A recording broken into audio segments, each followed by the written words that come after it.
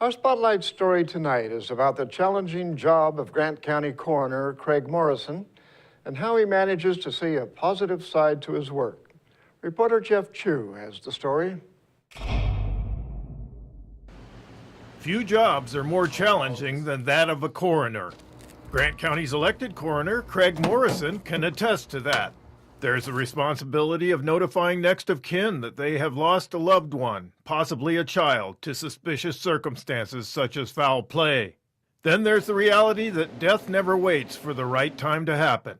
So the on-call coroner must accept dismal, bloody crime scenes at odd hours of the day or night.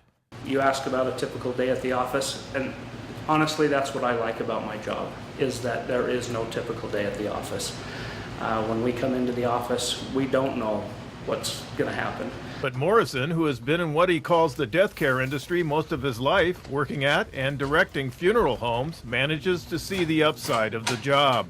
He says after 4 years on the job, he's almost accustomed to it. I would say normal is whatever you get used to. So, yeah, being used to it a little bit to some degree. As coroner, Morrison investigates any death that falls under his jurisdiction. The deaths he and his two investigators examine include those that are sudden, unexpected, violent, or suspicious. Our job is to investigate deaths to determine the cause and manner of death. Morrison says the process involves gathering information, examining the scene of the death, interviewing relatives, friends, healthcare professionals, law enforcement personnel, witnesses, and others. His job is to examine a deceased person's body externally and internally, including microscopic and toxicological examination. Forensic pathologist Eric Keisel is called in from Tacoma for autopsies that Morrison and his staff assist. In 2014, the Grant County Coroner's Office examined 408 deaths in the county. Morrison says that's down from 2013, but it was the first year it has decreased and continues to rise with population growth. Of the 408 last year, I think 35 or 40 received autopsies. The year before was a little higher. Morrison accepts the fact that his job is morbid, but he sees a positive end to those affected by a loved one's violent or mysterious death. We're dealing with the dead human body. And I suppose the thing that we do mostly is respect that. And we want to know why that person died. And is it a place that the findings that we have, will it help the family that's left behind?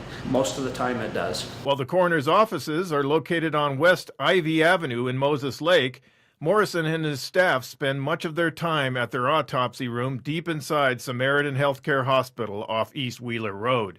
The autopsy room is next door to a morgue, a refrigerated room where bodies are stored for scheduled examinations.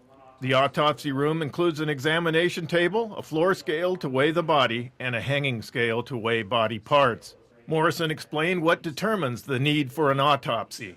Well, there are certain protocols that we go through on a homicide type situation.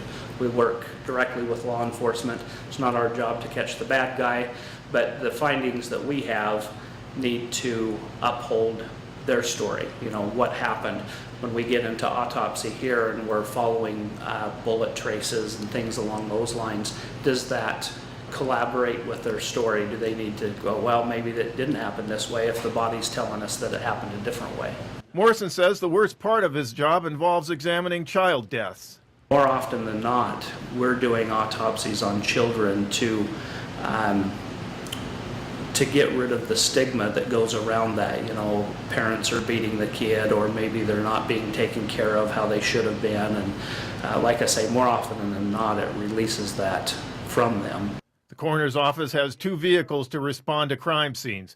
They are equipped with computers, examination equipment and materials, body bags, and gurneys to move the bodies. Morrison was joined by one of his 2 investigators, Casey Sherwood, who has a similar background to his boss in funeral services. Sherwood echoed Morrison on why he likes the job.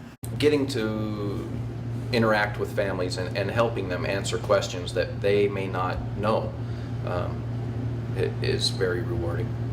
I'm Jeff Chu for iFIBER 1 News. And we'll be right back after this.